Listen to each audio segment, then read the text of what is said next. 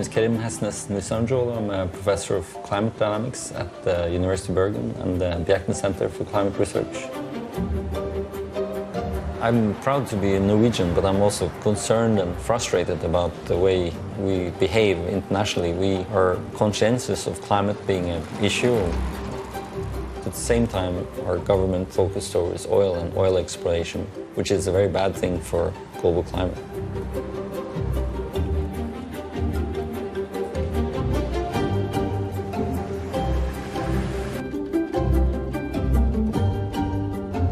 The point of this course is to bring together students from different cultures and to learn from each other.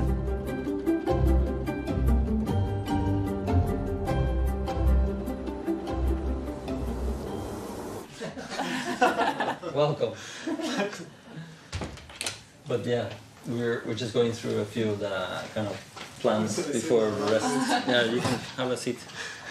We have one agreement with one school, Volmers High School in Kingston, and then we have to have the stations and everything lined up so that we have the activities for the school kids ready when they come on board. I think the important thing is that they should learn from each other what their perspective on climate change, like their understanding of climate change in their community, where they live. Any questions? My dad sent me a question, like a message saying, "Oh, so you have to get one PCR for the boat." And then I saw it in the middle of the night and I was like, one PCR? I have to get 20. I was counting like 4. And I was like, oh my God. Yeah. But we have solved it. We only need one. First, take the PCR test at Fastplassen Friday morning. If you don't have the results by our flight, you go to Flesland earlier and take the hurtigtest there. At least we have a plan.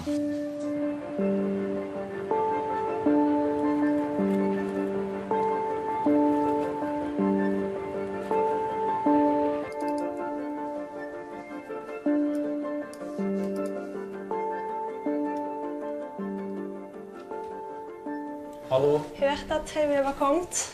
Ja, det er ikke så veldig lite du skal ha med deg heller da, hvis du skal pakke alt det der. Nei. Hva målinger var det vi skulle gjøre med det? Det her er den type tau som den brukte for over 100 år siden til å måle havtemperatur. Det er med også en dybdemåler på bunnen. Og så skal vi se om vi ikke kalibrere de gamle målingene. Så det er fra HMS? Fra de gamle målingene fra HMS Challenger, ja, på statsråden.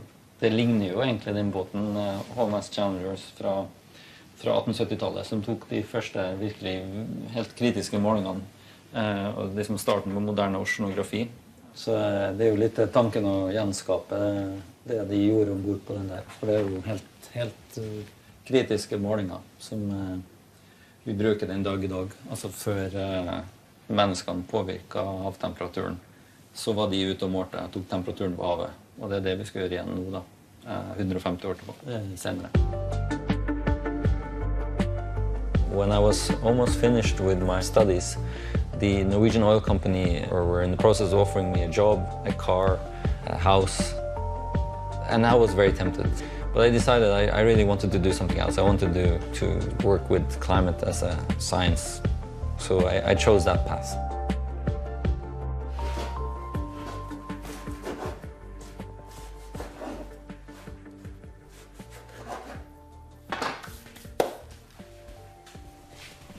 Nora? Ok. Og så skal vi ta, fordi klokka 10, så tror jeg vi skal dra klokka... Ikke klokka 10? Jeg tror det var klokken 3. Nei, det er klokka 10. Klokka 3? Nei, det er fra Amsterdam. Åja, når må jeg våkne? Du må stå opp som 7, tror jeg.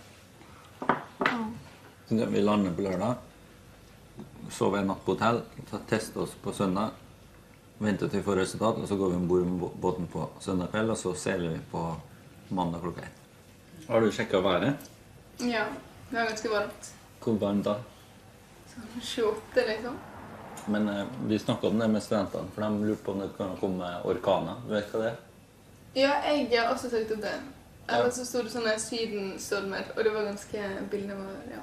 Men det som skjer nå er at det blir varmere vann i Karibien, og da får du flere stormer.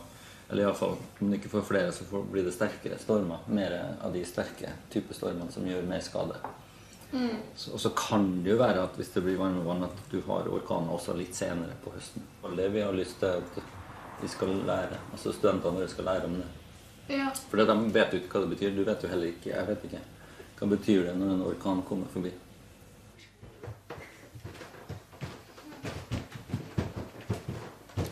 Jeg tenkte vi skulle se en video. Hvis dere setter dere, skal jeg vise dere en video fra klimamøtet. Gidder du ikke? Your Royal Highness, Excellencies, distinguished guests, ladies and gentlemen. The pandemic has taught us that national solutions to global problems do not work. We come to Glasgow with global ambition to save our people and to save our planet. But we now find three gaps. And this is at best reckless and at worst dangerous. So I ask to you, what must we say to our people living on the front line in the Caribbean, in Africa, in Latin America, in the Pacific? When will we, as world leaders across the world, address the pressing issues that are truly causing our people angst and worry, whether it is climate or whether it is vaccines? Simply put, when will leaders lead? So I've been part of touring schools for many years. On the personal level, for me, I mean, a climate scientist, to interact with the local community and be part of that.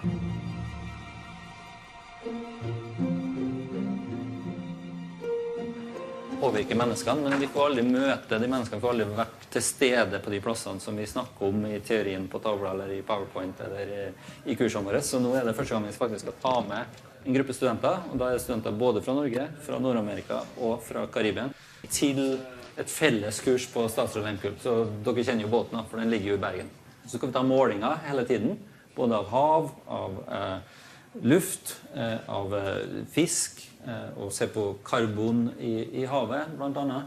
Så det er veldig mange muligheter for å forstå bedre hvordan klimaet i havet og generelt endrer seg, men alle henger sammen. Så det er jo menneskene som påvirkes oss av klimaet, men dere bor jo i Bergen. Er det sånn at dere bekymret på en sånn måte at dere tenker på det, at det er noe som plager dere av og til? Eller ikke sånn i geofagtimene, for da blir det litt mer sånn fakta på en måte. Det er sånn når man leser om det på nyhetene og sånn under valget og sånn. Da kjente jeg ganske mye på det. Da kjente du ganske mye på det, ja. Det er litt motsatt, at nå det er så kompleks alt sammen, alt henger sammen. Så at da at geofag 2 så ser jeg hvor mye som egentlig skjer. Før tenkte jeg bare sånn, nei, vi kan bare slutte å kjøre biler og alt sånt. Men det er så mye større bilde. Ja. Det bergasmålet som vi snakker om her, det er jo klima, men det er ikke klimafare, eller det er klimahandling. Altså, det er egentlig den oppmuntringen, en call to action, som vi kaller det. Det er sånn at nå er det mange muligheter, mange ting vi kan gjøre. Altså, det er klimahandling som gjelder fremover. Så man skal ikke være redd for endring, man skal heller sånn, ok, det vet vi kommer. Hva skal vi gjøre? So now what we're doing is that we're teaching students in Norway about climate, and most of the devastating impacts of climate change are seen abroad. So by bringing together students from different parts of the world and learning from each other is essential. Her er brevene. Her er brevene. Det er fra 6 av klassene. Ja, hvor mange elever var det? Cirka 150. Ok. Og det er ikke sikkert at vi får 150 brev fra Jamaica, da, men vi får jo se hvor mange som får lov å komme ombord i båten. Satser på at vi kanskje får til noe live også, da. Ja, det blir utrolig bra hvis vi får det. Ok, takk. Ja, ha det.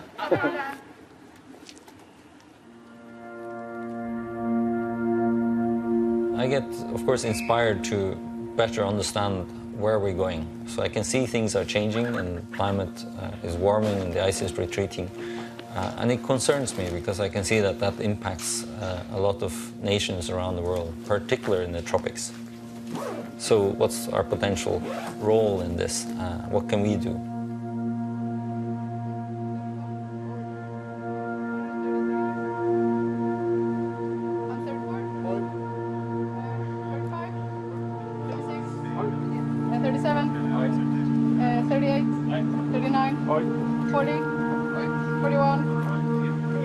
attention, please. Your undivided attention for the next 15 minutes. You have all been COVID tested, PCR tested. We've tested you with anything we could throw at you, so you can get closer together. Seriously though, my name is Marcus. I am the captain for this voyage, and we are looking forward to soon leaving Curacao. You are the ones who are going to sail the ship from here to Jamaica. We will stop sometimes during the voyage to do some sampling and testing because we are a scientific vessel, in addition to everything else we do. Now you can say, "Oi!" Very good. And this is just to see that you're staying awake.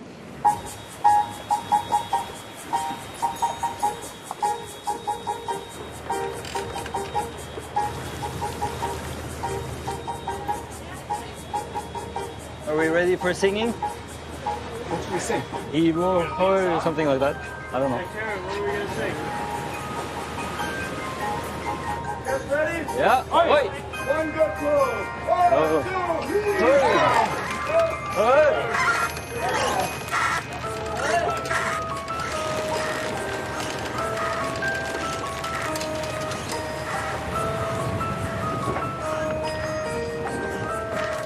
So I can't believe after finally so many months we're on board the ship. I'm very excited about finally meeting the students and our colleagues and learning from the local communities about climate change in the Caribbean.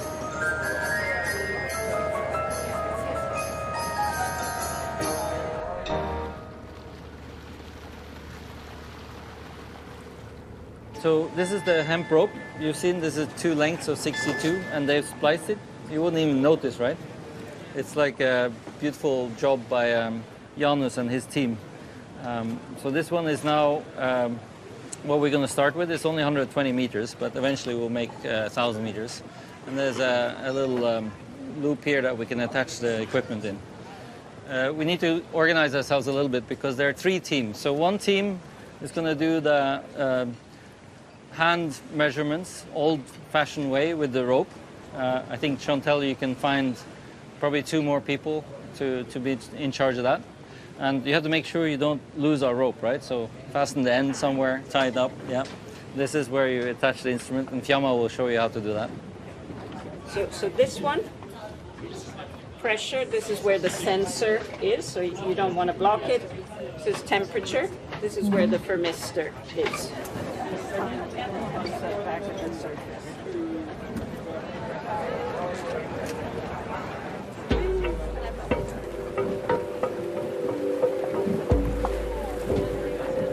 Yeah, just keep going. So with modern instruments and satellites, we're still only really measuring the surface of the ocean, and a lot of the changes in climate occur in depths. So to measure the deep ocean, we need to send instruments down into the deep, and that's what they started on 150 years ago. So we're going to repeat those measurements with more accurate instruments and get a more comprehensive data set of deep ocean temperature. Should we take it up?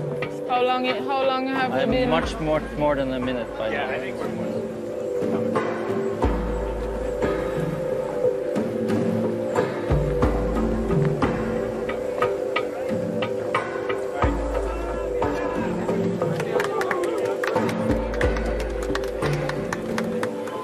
So we're looking at the results as they come up, but we won't really have the answer until we get back in Bergen after 2 years of collecting measurements from around the oceans, and we're expecting that we'll be able to calibrate the old measurements 150 years back in time.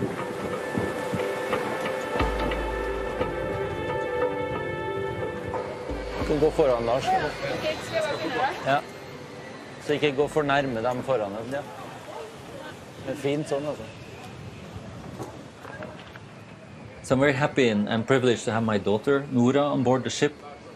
And I know that it's not an experience that any teenager will have the opportunity to take part in, but it's important for me that she learns about what I do as a scientist, what I work on, and at the same time I know that she's learning a lot.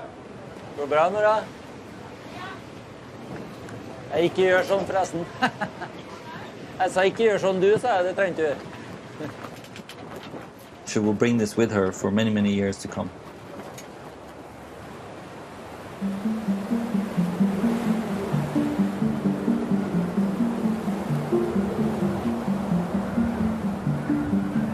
winter starting.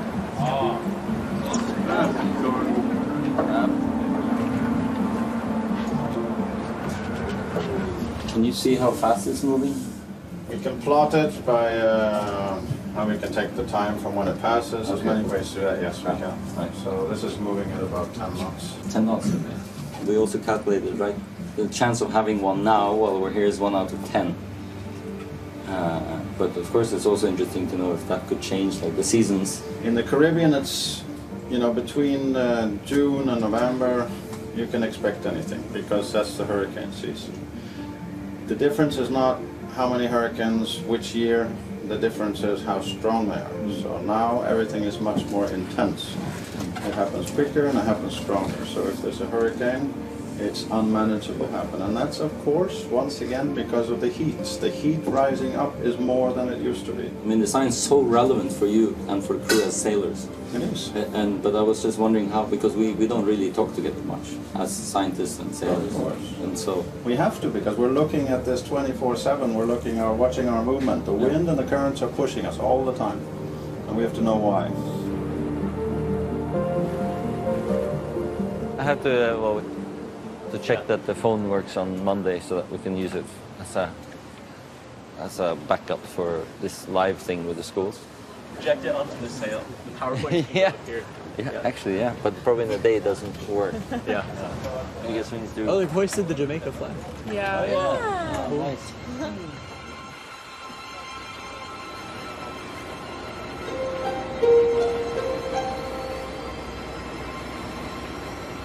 Ja, bare gi meg visning hele tida. Ja, rett opp og ned. Opp ned.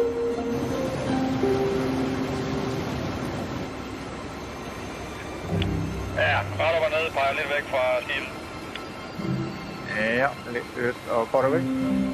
Ja, meget litt.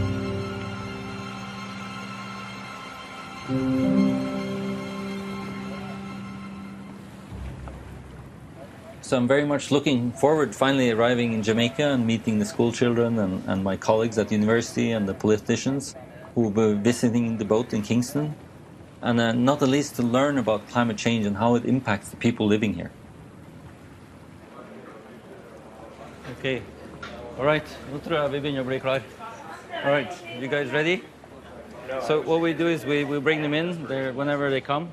They'll sit down here, and then the one pupil student who is going to talk will be with me on the backside. Maybe me and Chantal will do some greetings and stuff first. Bernd? Okay, guys. Guys, 1 minute till silence, okay? 1 minute, we go live.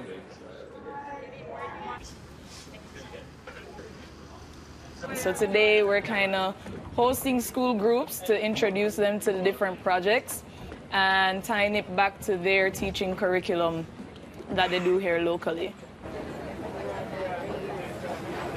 So our students have set up several stations on board the ship so that now the school children are visiting. They can learn about climate change in a hands-on type of way together with our students. So you can stick this in and just mix it around, and we're going to wait until the numbers stop.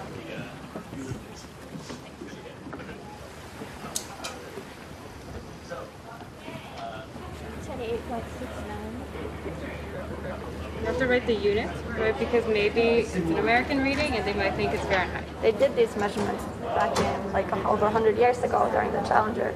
And you did it today, kind of helping us collecting data, which is super important. Any questions? Yeah. I have one. What do you think would be like preventative measures to lessen the heating of the ocean?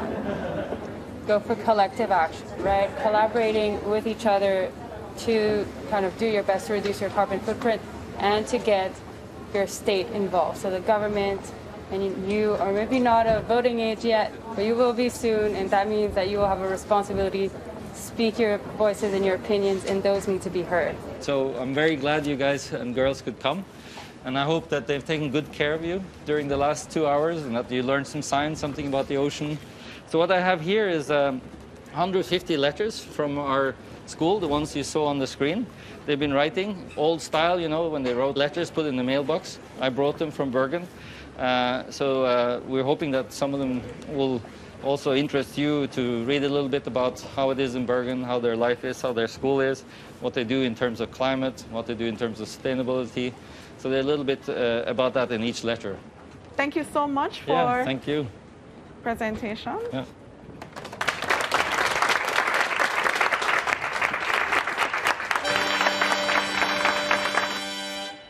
So it's taken quite a lot of work to get this memorandum of understanding between Norway and Caribbean ready. But once it's signed, it will be much easier for our colleagues both in Norway and the Caribbean to work together, have students and faculty visit each other and work on finding solutions to climate change. We had the great pleasure of welcoming you on board Statsråd Lehmkuhl. It is very encouraging to see students from the University of the West Indies enjoying the opportunity to carry out investigations alongside students from all over the world. They will all help increase our awareness of how crucial the role of the oceans is on meeting the targets of the 2030 Sustainable Development Agenda. And tonight, the University of the West Indies and the University of Bergen will strengthen our friendship further by signing a memorandum of understanding which supports research, collaboration and exchanges on key topics such as climate change, biodiversity, fisheries, pollution and ocean acidification.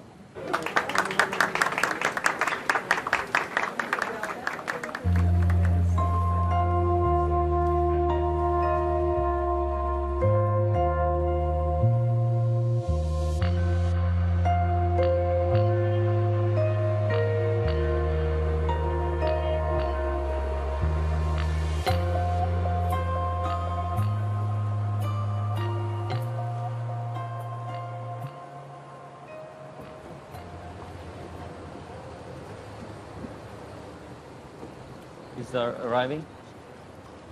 Yeah, there he is. He just stepped out. Welcome. Professor. Hi. Professor. Hello. Chantal, how are you? I'm fine, thanks. Nice to meet you. This is Nelly Wollenberger from University of Bergen, Jessica Tingwall from University of Bergen. So all of these are our students of our course. Yeah. Good. So, but all of them have been, and you maybe heard in the media, have been hosting students and school children for like 100 school children, 100 students yesterday who came on board, learned about the ocean, about climate. We focused on Jamaica thanks to these guys, to Chantal and Darren, who are the local knowledgeable people that have kind of been as much teaching as I have, I would say, right? So far. So you are in physics? Yes, sir. And you're in marine biology? I'm in marine biology. So it's easy to see why you would be on the ship. Easy to see. I mean, climate change affects all disciplines, so yes, I guess coral reefs would be a little bit more visual. You know, Jamaica being a small island state, obviously totally surrounded by sea, it is our interest for our long-term survival, growth and development. And I think we need to do much more in protecting it. Yeah, we're very, very grateful for that. I mean, it's an educational institution as scientists, and we know what this means. So it really is about communicating the science that we do in a palatable way so that the next generation understand and can carry on the work that we do. To be a climate scientist, you kind of have to be an optimist. There's a very serious message that we're communicating. But at the same time, I believe that as a multinational team, there's no challenge we can't solve together. I'm very confident that today's youth will be able to find a solution to the climate change.